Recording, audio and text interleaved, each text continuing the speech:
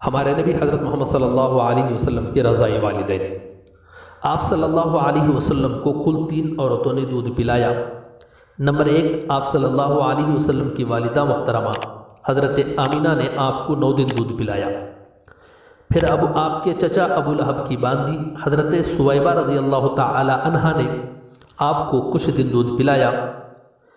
Number 3، حضرت حلیمہ سعدیہ رضی اللہ تعالی عنہا، جنہوں نے مستقل آپ صلی اللہ علیہ وسلم کو دودھ پلایا۔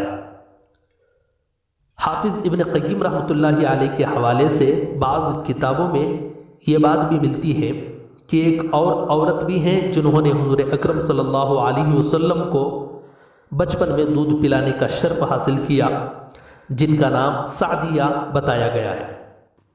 یہ بات یاد رکھیں کہ رضاعت کی مدت 2.5 سال ہے۔